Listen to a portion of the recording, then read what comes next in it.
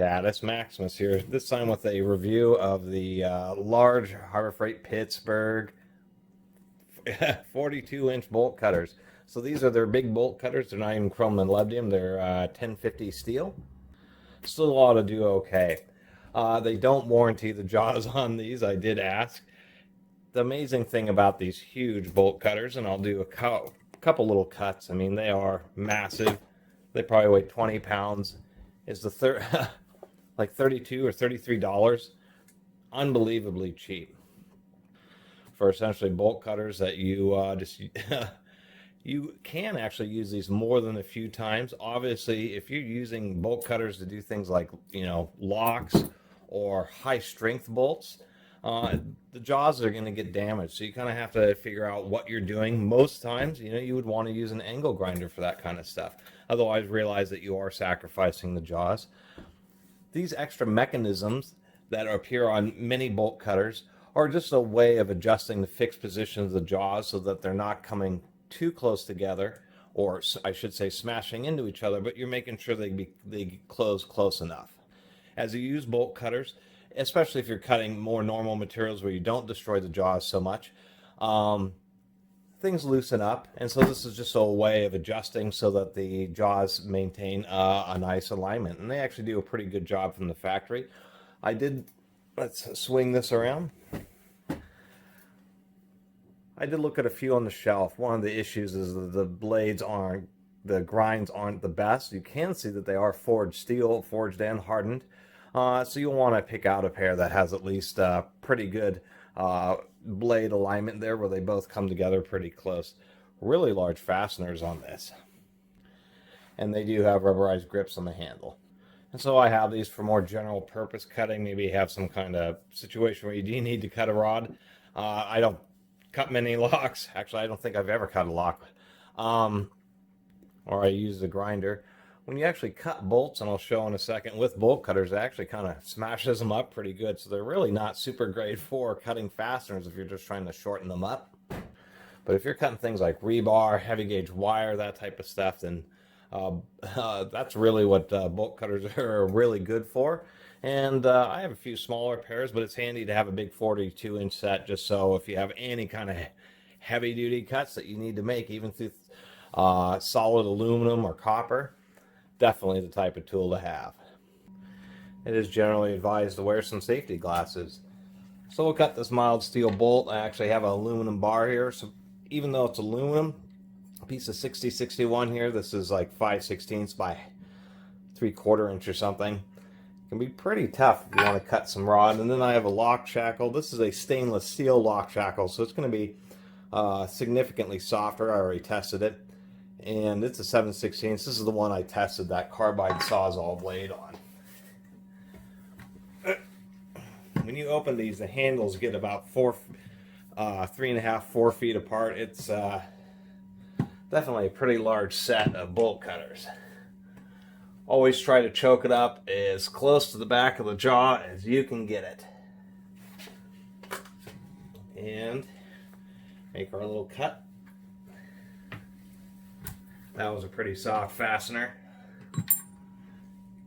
and it had actually I could barely feel the pressure, and then that's what it looks like. It just kind of squishes it down. You can see how well the jaws are aligned. You can see that little film of metal, so that's pretty important. We'll go ahead and do a piece of this lock shackle here.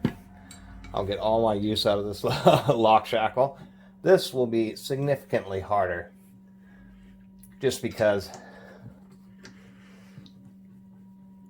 one, it likes to slide down, and two, it is a piece of hardened stainless steel, and three, it is pretty thick, 7/16, so like 12 millimeters or something, 11.5.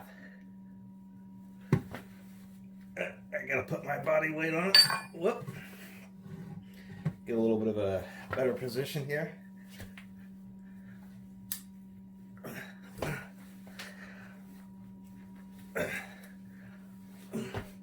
It is cutting. And see, that will shoot off like a bullet. That's why you really want safety glasses. What's surprising is even cutting something like that, you're putting enough energy into it, even slowly with the force of the jaws, that this little piece is slightly warm. It's actually pretty interesting thermodynamics. And then there's our cut. The jaws just bite in until the tapers actually are acting as a wedge and pulling, and then finally it just pulls it apart and snaps, and that's why you get the explosion. Let's see how we can do on this piece of aircraft aluminum here.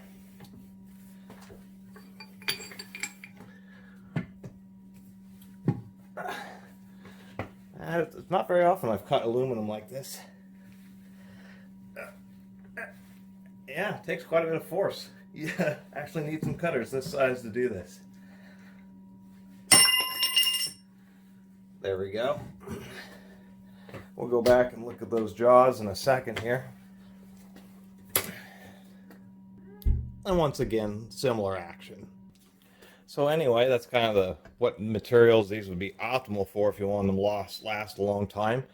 Obviously, the harder the steels, as they start approaching the hardness of these jaws, then they will start damaging and denting and doing the little half moon thing. There's a way you can take these apart, spend some time regrinding the jaws. Sometimes you can have enough adjustment in this mechanism to bring them back together. Sometimes you don't. And a quick tip, if anybody really wants a very nice set of bolt cutters, there's a brand called Krenn, K-R-E-N-N.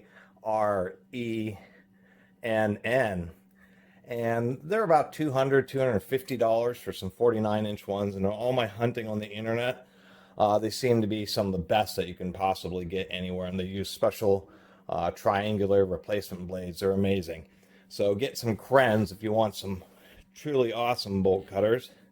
Otherwise, you know, instead of buying like some green leaves for 100, 150 bucks, you know, you can buy 5 pairs of these Harbor Freight. Some green leaves will be nicer, but we can see with those materials, normal bolts, you know, hardened stainless lock shackles, and even big bars of aluminum, this 1050 steel is going to hold up for everything that isn't, you know, really hard. These things are heavy and unwieldy. There's a huge amount of steel up there.